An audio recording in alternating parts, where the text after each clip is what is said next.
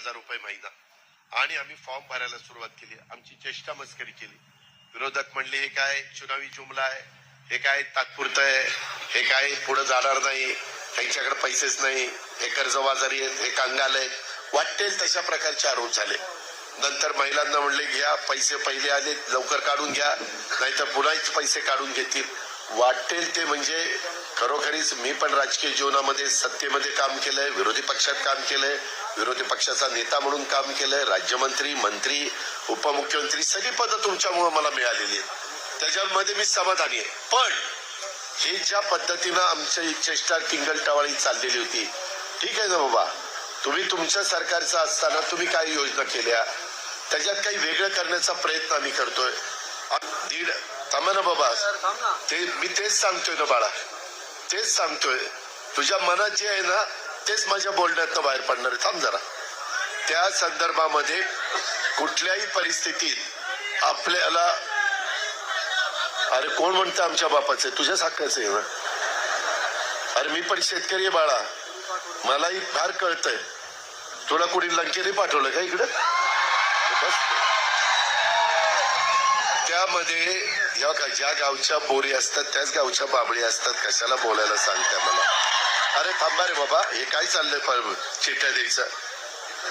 ठीक आहे, ठीक आहे रे, मग बसा ना. माझ्या कार्यकर्त्यांना मी असं डिस्टर्ब करायला नाही सांगत, तुम्ही बसा. त्या संदर्भामध्ये मला आपल्याला एवढंच सांगायचंय की एकंदरीत आम्ही यंदा अर्थसंकल्प सादर करत असताना महिलांना ₹1,500 दिले. पहिले ₹3,000 दिले जुलै ऑगस्टचे. त्यावेळेस ते म्हणले की आता एवढेच पैसे. ही आम्ही रक्षाबंधनाची, आता पण येताना माझ्या महिलांनी मला राखी बांधली, कुठेही अडचण येऊन देत नाही. बऱ्याच महिला म्हणतात दादा पैसे आम्हाला मिळाले, दादा आमच्या अकाउंटला पैसे आले. मी त्यांना म्हणतो ते तुमच्या करताय, तुम्ही तुमच्या करता खर्च करा. इतके दिवस तुम्ही तुमच्या पोटाला चिमटा काढला आणि नवऱ्या करता मुलाबाळांच्या करता केलं. अहो पण तुम्हालाही काहीतरी आहे ना, मन आहे, तुमची पण काही आवड आहे, तुम्हालाही पारनेरच्या बाजारात आल्यानंतर काहीतरी घ्यावंसं वाटतं, तुमचा हक्क आहे. परंतु तिकडे कोणी बघितलं नाही. यंदा मी मुख्यमंत्र्यांनी, उपमुख्यमंत्र्यांनी महाराष्ट्रामध्ये माझ्या बहिणींच्याकडनं, माझ्या मायमाऊलींच्याकडनं बांधून घेतल्या. कुणाला एवढं नशीब मिळतं, कुणाला एवढं महिलांचं प्रेम मिळतं.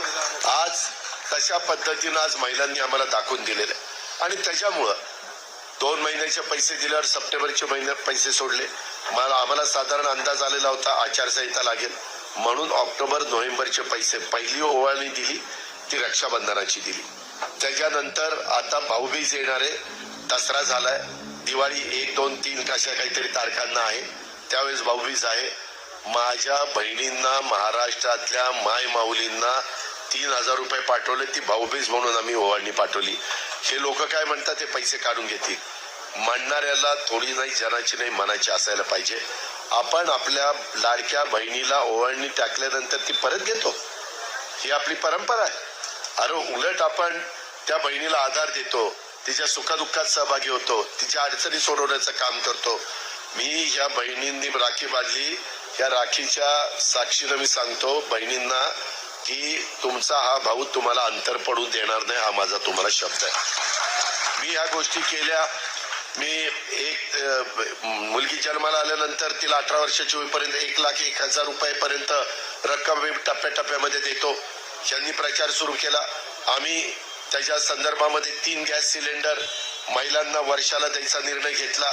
त्याच्याबद्दलची अंमलबजावणी आम्ही सुरू केली. का तर गरिबांना आम्ही देतोय. त्याच्यात जातपात धर्म बघितला नाही. मागासवर्गीय असो, आदिवासी असो, अल्पसंख्याक असो, ओबीसी असो, बहुजन समाज असो, भटका समाज असो, कुठलाही समाज असू द्या, गरीब माझी माई माऊली असेल तिला ₹1,500 त्या ठिकाणी जाणार. ह्या पद्धतीने आम्ही सुरुवात केली. पैसे त्या ठिकाणी यायला लागले. मी बजेटमध्ये तरतूद केली. पहिली 10,000 कोटी केली, नंतर 35,000 कोटी रुपये केली. महिला बाल विकासची खात्याची मंत्री आमची आदिती तटकरे, तिला त्याच्यामध्ये लक्ष द्यायला सांगितलं. मी अर्थमंत्री म्हणून सांगतो, दरवर्षी तुमच्या बिलाचे 15,000 कोटी रुपये राज्य सरकारच्या तिजोरीतनं महावितरणला भरण्याच्या करता आपली ऐपत आहे. अजित पवार तुमच्या समोर बोलतोय, 7 लाख कोटीचा अर्थसंकल्प मी दरवर्षी सादर करतो. गेल्या वर्षी 6.5, 50,000 वाढतो. पुढच्या वेळेस 7 लाख कोटी. 7 लाख कोटीपैकी 3 लाख कोटी पगाराला, पेन्शनला आणि घेतलेल्या कर्जाच्या व्याजाला जातात. 4 लाख कोटी आपल्याला विविध योजना करता, वेगवेगळ्या लाभार्थ्यांना लाभ देण्याकरता, माझ्या मागासवर्गीय आदिवासी मुलामुलींना शिक्षणाकरता, इतर पण वर्गातल्या गरिबांच्या करता आपल्याला मदत करता येते. रस्ते, लाईट, पाणी हे सगळं आपण त्याच्यातनं करतो. आता आम्ही काय केलंय, 35,000 एकर जमीन, बॅरन लँड, पूर्वी जशी माझ्या पारनेरची होती तशी कुसळ उगवायचं तशा प्रकारची लँड त्यांना दिली आणि मोठ्या मोठ्या कंपन्यांना सांगितलं मला तिथं वीज द्या. पूर्वीची वीज आपल्याला तुमच्यापर्यंत पोहोचवायला 7 रुपये युनिटला खर्च मिळायचा. आता सोलर, सूर्यप्रकाश आला की तुमची वीज चालू, त्याचा खर्च 3 रुपये येतो. 4 रुपयाची बचत झाली. त्याच्यामुळं आता इथून पुढं पारनेरकरांनो 6 ते 8 महिन्यात आम्ही लोक, महायुती सरकार, तुम्हाला दिवस उजाडला तुमचा वीज पंप चालू, दिवस मावळला वीज पंप बंद करायचा, घरामध्ये जाऊन बायका पोरांच्या मध्ये रात्रीचं जेवण करून सुखामध्ये त्यांच्या बरोबर राहायचं. बिबट्याची काळजी नाही, रात्री विंचू काट्याची काळजी नाही. आणि ह्या पद्धतीने या सगळ्या योजना आपण देतोय. या योजना पहिल्यांदा सांगितलं तरी बंद होणार. अरे कशाला तुम्ही काय बंद का होणार? काही जण का आम्ही तुमचे सख्खे भाऊ आहोत, सख्खे भाऊ कधी योजना बंद करणार नाही. ती सावत्र भाऊ आली ना ती योजना, मग सावत्र भावाला आणायचं का सख्या भावाला आणायचं, त्याचं बटन कोणाचं दाबायचं तुम्ही ठरवा. मी आज तुम्हाला सांगतो, ऑक्टोबर नोव्हेंबरचे तर पैसे दिलेच. रक्षाबंधनाची ओवाळणी तुम्हाला पहिल्यांदाच 3,000 रुपये दिले, सप्टेंबरला 1,500 रुपये दिले, ऑक्टोबर नोव्हेंबरला भाऊबीजेची ओवाळणी माझ्या बहिणीला आम्ही सगळ्यांनी दिलेली आहे. हे तुमचे पैसे आहेत, हे परत घेण्याकरता नाही. काही माझ्या मायमाऊलींनी डोकं चालवलं, काही मायमाऊलींनी त्याचा 3,000 रुपये मिळाल्यानंतर त्याचा कच्चा माल काही आणला आणि त्याच्यातनं काही पक्का माल तयार केला आणि 20,000 रुपये 15,000 रुपये केले. अहो माझी बहीण, माझी मायमाऊली कष्ट करणारी आहे आणि तिला एक आधार मिळालेला आहे. परंतु हे विरोधक म्हणतात आम्ही आल्यावर योजना बंद करू. काय तुमच्या घरची आहे योजना बंद करायला? तुमच्या का पोटात दुखतंय?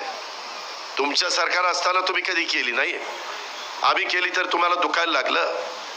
ह्याचा विचार त्र्यंबकेश्वरकरांनी, माझ्या इगतपुरीकरांनी, माझ्या माय माऊलींनी केला पाहिजे. एवढ्यावर नाही, मुलगी जन्माला आल्यानंतर 18 वर्षाची होईपर्यंत 1,01,000 रुपये टप्प्याटप्प्यात त्या मुलीला देतो सरकार देतं. का तर त्या मुलीचं शिक्षण नीट झालं पाहिजे, तिचं पालन पोषण नीट झालं पाहिजे. आज मुलगी जर त्या ठिकाणी शिकली तर अख्खं ती कुणाच्या तरी घराची लक्ष्मी असते, त्या घराला ती पुढे आणते. हे आपल्याला राजमाता जिजाऊ, सावित्रीबाई फुले, रमाई माता, पुण्यश्लोक अहिल्यादेवी होळकर यांनी शिकवलेलं आहे. हा इतिहास आहे. एवढ्यावरच आम्ही थांबलो नाही. ह्याच्यातून त्या संदर्भामध्ये आत्ता मला काहींनी सांगितलं की दादा प्रत्येक वेळेस असं जरा होतं. कुंभमेळा आता आलेला आहे. कुंभमेळा 1.5-2 वर्षांनी त्या